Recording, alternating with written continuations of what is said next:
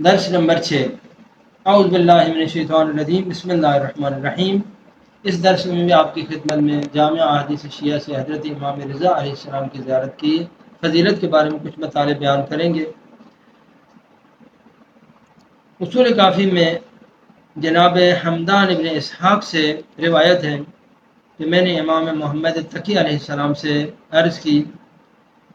کہ ابن رسول اللہ، جو شخص بھی آپ کے والد گرامی امام رضا علیہ السلام کی زیارت کرے تو اس کو کیا اجر و ثواب ملے گا؟ فرمایا کہ جو شخص بھی میرے والد گرامی امام رضا علیہ السلام کی زیارت کرے غفر اللہ له ما تقدم من ذنبی وما تاخر،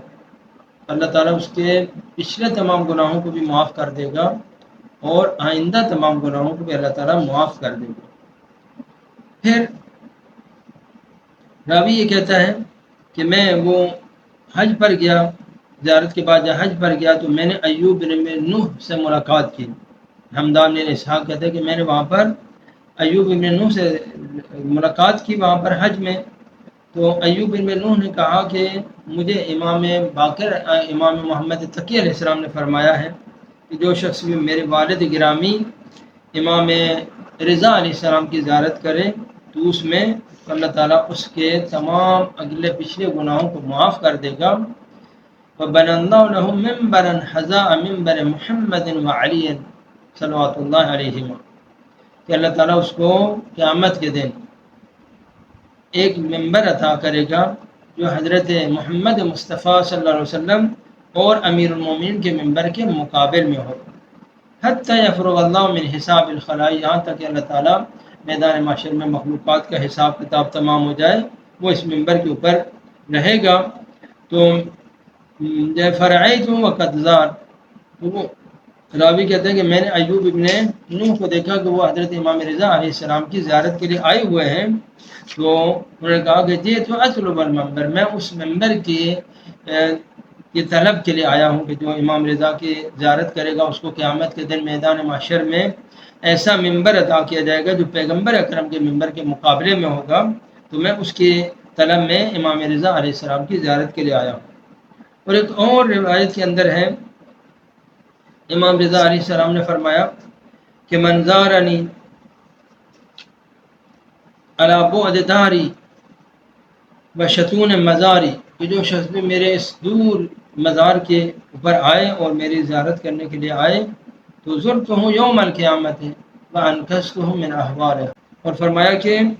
میں اس شخص کی زیارت کے لیے آؤں گا 3 مقام میں اس کی مدد کروں گا۔ عند تطایر الکتب، جب وہ آسمان سے جو انسانوں کے جو نام اعمال آئیں گے تو اس وقت میں اس کی مدد کے لیے آؤں گا اور اس کے نام اعمال کو بائیں ہاتھ سے پکڑ کے دائیں ہاتھ میں دوں گا۔ وعند المیزان، میزان کے پاس، وعند الصراط، جب صراط سے گزرنے والے ہوں پورے صراط سے تو میں اس کی مدد کروں گا اور میں اس کی مدد کے لیے آؤں گا۔ اور مرحوم شیخ صدوق رحمۃ اللہ علیہ کتاب الفقی کے اندر یہ روایت پیغمبر اکرم سے نقل کی ہے کہ پیغمبر اکرم نے فرمایا ستدفن بضعۃ منی بارض خراسان، میرا ایک جگر کا ٹکڑا خراسان میں دفن کیا جائے گا،